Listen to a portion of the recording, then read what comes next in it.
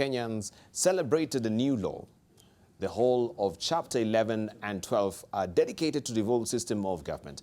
It has created 47 counties and each has its executive and legislative authorities well defined. The devolution has brought a lot of good to some locals and persons living in the grassroots. However, since the promulgation of the constitution, Kenyans have been served with shocking audit reports. The counties have become a new way of stealing public funds. The devolution has evolved into another type of unethical behavior that sees ward reps and former councillors becoming billionaires. The stealing of public funds occur at the county levels more than national level. It is not easy, or it is not to say that devolution is a bad system. What is bad is how it has been turned into money-minting machine and strategy. And this is what we're asking you today, of course. With the progressive constitution that we do have, do you think that this has opened doors to wanton corruption in the counties? Do you think the progressive constitution that we have has opened doors to wanton corruption in the counties? Hit us on Twitter. AM Live and TV is a Twitter handle. Right, and I'm holding court this morning with Senator Kimani Wamatangi, Senator Kiambu, also Herman Manyora, who is a lecturer at the University of Nairobi, and also Mithika Linturi as well, who is Member of Parliament from Igembe South. Jacob Midui is in Panama for the anti-corruption conference, and also I think Boni Khalwale missed his flight yesterday. He was bound to be airborne coming to Nairobi, but that didn't happen. That's why he's not shown up today. So we continue the conversation, looking at that particular, and of course the report that has come out recently, Haman, regarding this wanton corruption that we have in the counties. Let's begin also with the spat that we saw also between Senator Wamatangi and also Boni Khalwale. Do tell us, what was this spat all about within the Senate committee? All right, and we'll continue the conversation with the Senator Wamatangi to tell us more about what was that particular exchange that you had with the Boni Khalwale, who is not here in the morning, apparently, unfortunately. Sure, Yes. Dibal, you remember sometimes in the dailies, it reported very loudly. I was amongst 4 members of the Public Accounts Committee in the Senate who walked personally to the office of the Inspector General of Police to hand over a warrant of arrest for the governor of Machakos, because by then he had given reasons or excuses, for that matter, for not appearing before the committee. And when he postponed thrice, 4 times, we decided it was time to enforce, and I went there personally, accompanying the other senators, to make sure that he came and brought forward the evidence that is required to the Auditor General's report. And so that was enforced. He came on his own volition before he was arrested, and he came and explained his situation and said, I'm here. And so he came with evidence. In one of the audit queries, after he appeared, Yes. the audit query was clearly saying that there has been land that has been grabbed in one of his constituencies, which is Mavoko. And a certain parcel of land with a title deed number was cited, and another one, and a company by a name something Desiro was also cited as one of the companies. And I want to be clear to our viewers, because maybe I think this needs to be understood well. What the Auditor General had said in his query is that land in that place has been grabbed, misappropriated, and it has been done by unscrupulous individuals with influence. That was what the Auditor General had said. So when this gentleman came, the governor, and brought documents in answer to this query upon the demand of the committee that he brings the evidence, because previously he had cited, oh, this land is being grabbed by people who are known, they are being protected, they are powerful. So we told him, go and bring that evidence. So he comes in the morning with papers and puts them. These are my papers. Paper number 1, a report that I wrote. Paper number 2, a task force from the late George Saitoti. Paper number 3, a letter from his own county government. Paper number 4, a letter from a known firm of lawyers who are saying that we have written to the EACC asking them to investigate this matter, that this parcel of land and this parcel of land have been grabbed. And these are the names of the people who have grabbed. My point was very simple. That yes, indeed, in pursuit of justice, on behalf of the people of Kenya, we had worked, and I had joined that team to make sure that this governor comes. And then he brings the evidence. was it right? And that was my position, still is, that when the evidence is brought, instead of interrogating that evidence and asking, yes, you have brought it, so who is this? This is the name of the person. Is he a Kenyan? Yes. Is he known? Yeah. Can he be called? Yes. Tell him to come. Is these lawyers who have written, where are they? They're here in Kenya. Do they have an address? Yes. Do they have telephone numbers? Yes. Call them. Tell them to come. Is this letter received in EACC? Yes. What does EACC say? They're saying we received it. Yeah. Call them. Let them come and tell us, what did you do once you received these letters that claim that this was grabbed? And finally, there is an allegation that you, Mr. So-and-so, and now in this particular case, there was Stephen Kalonzo Musyoka and quite a number of other people. And you know, I say it very clearly, I have absolutely nothing personal, political or otherwise, against any of those individuals, including the former vice president. I mean, I'm not running in any office, for any office in his place. But what I said, the best way for anyone mentioned in any matter is to come and clear themselves. And you know, Dibal, other than the misconception that can be whipped around such an issue, if one is mentioned, let me tell you, the best way to clear yourself and to clean yourself is to come and say, no, I did not. That was my contention. But of course, at that particular time, the committee and the chair at that time felt that the document was not admissible until the person who brought it, who was the governor, wrote a letter, stamped it, and signed that he has done so. That's what I insisted he should also do, and he said he was ready to do that. So that was the argument. I mean, I was Dibal, let me say, for the sake of clarity and being known where I stand, when it comes to the issues of how do we fight corruption, how do we deal with matters about public resources and public funds, I stand firm. I cannot be swayed by any wind, by any mountain of stone, by any door of steel. I stand firm that we have to make sure that what we promise the people is what we do. It doesn't matter which political affiliation we come from. And because loudly, Dibal, if you allow me, there has been a lot of noise, and I say this with a lot of reservation. There has been a lot of noise from CORD, grabbing this, grabbing that, misappropriation, corruption, theft, what? Eurobond. They have been shouting all over. So I mean, when responsibility comes knocking on their door, come and tell us also. But you just then you find a lot of stories. But anyway, like I've said, this was purely about Public Accounts Committee.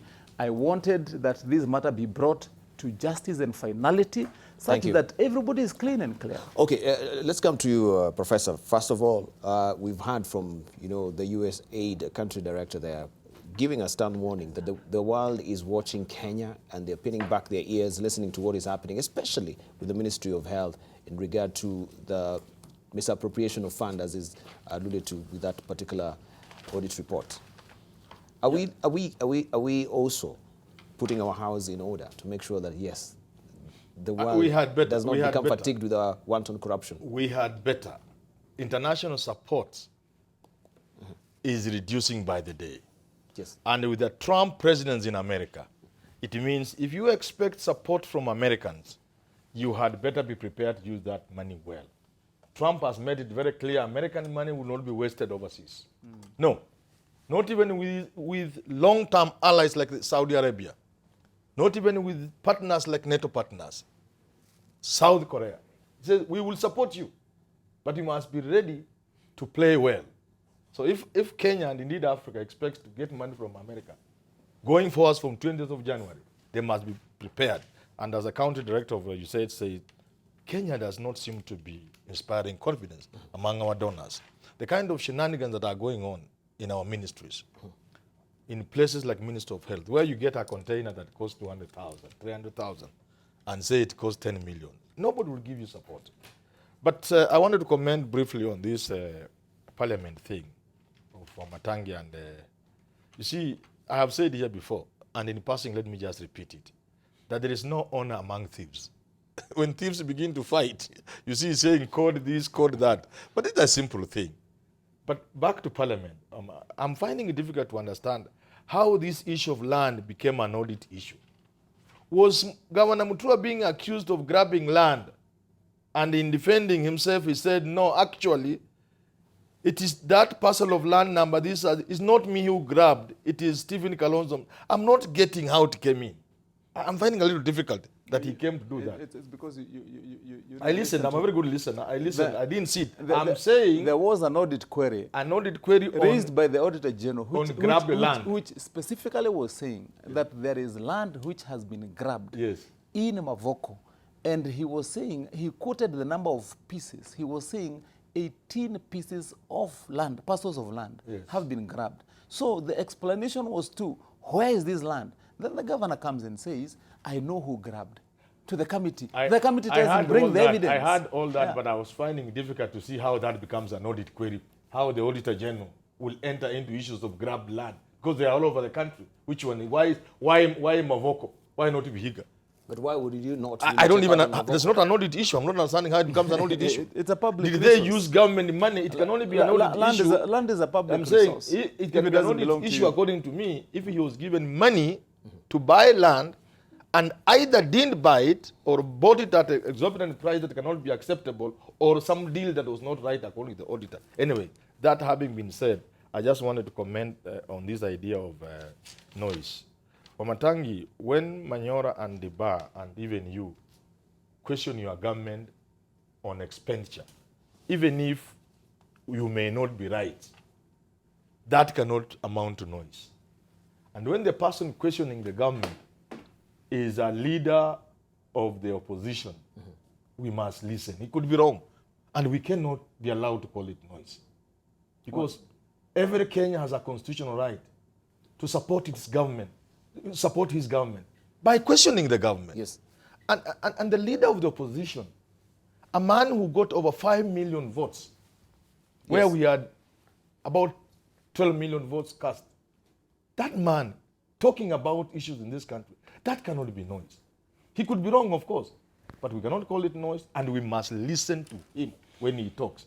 Answer him adequately on Eurobond, convince the country that the oppositional leader was right to raise this issue, but he was wrong because these are the facts. But you cannot call it noise. Again, what I'm hearing from Jubilee, which is not quite sailing well, is that because code is also corrupt, then they shouldn't talk. No, it is simple, Omatangi. Advise your government because you are part of it. That is not. If there is a thief, that is not. Whether that thief is called, that is not our that line. Thief is Jubilee or anything else in this country in between or outside or near there. Arrest the person. In all fairness, take him to court, charge, prosecute the person, found guilty, jail him. Period. When he is in a committee, we may begin to review how many Jubilee are in committee, how many code are in committee. All right, let us hear from also Methika Linture, especially from your county. Are you really happy with the usage of CDF? Because we saw on Sunday a report from a Standard on how also a lot of the CDF money has not been, utilized fairly and cannot be accounted for. I think, Ndibal, we cannot blanketly condemn members of parliament for what was seen in the papers. But I have a lot of respect with the office of the Auditor General because that's the only constitutional body that has the mandate to report on finances or on the use of public funds by any agency that so receives the money. So I do not want to appear to be defending anyone because I don't have that brief. But the Auditor General's office is competent enough. We can only ask those people that feel aggrieved by the report by the Auditor General to do a follow-up, and probably if they never or are unable to satisfy the auditors at the time of audit to give the necessary information in the required body, that will be Parliament when they are called upon to. But I would not want to participate in a debate that tends to portray that office in a bad light. Members have a responsibility of Parliament to account for public funds. I am also sure, and they must also be vigilant, because, for example, and with all due respect to my colleagues, before around October, November, or September there, we were all up in arms with the chairman of CNDF, because we wanted money to disburse in this month of December, especially from bursaries and others. And when the members of parliament became very rough with the chair, and we said, we want to know which constituencies out of the 290, right, are making us delay or causing delay in this particular matter. The CNDF chair was asked to come with a report of the constituencies that had absorbed all the money that was given 2013, 2014, and 2015 financial years. Only 88 out of 290. So whatever is being said, there is some prima facie, there is some truth of what the auditors have seen, because I've seen the behavior of my colleagues in Parliament. So let them go and defend themselves, not in the papers, not in the papers or in the media stations, in where they are supposed to be. I want to be sure, I want to clarify that my constituency is not one of them.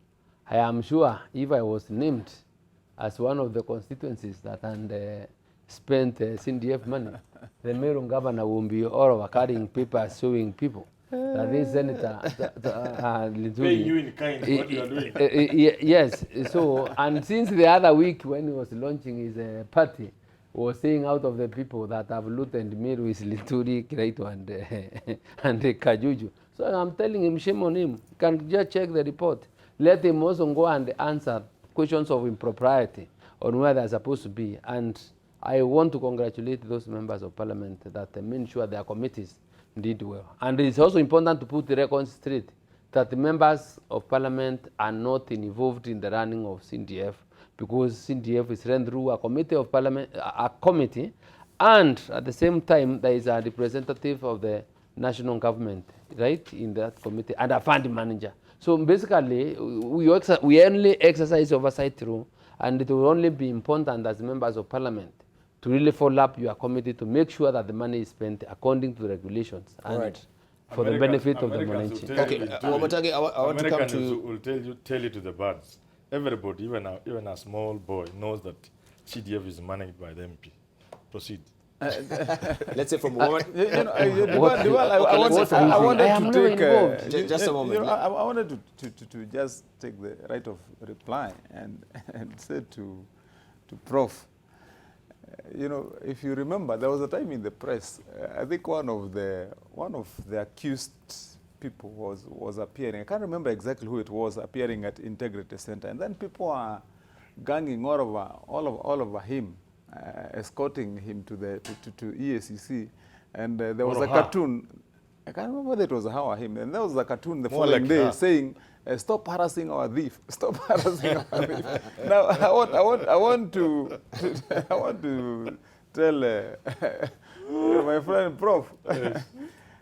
I think on that one you are wrong about, because I've been very consistent, and in as far as I'm concerned, from how I understand our position as Jubilee, one, we are clear and we know, and I've said it on this forum, that we are not blind or in denial of the fact that there has been systemic corruption in the system from governments that have been there since its inception.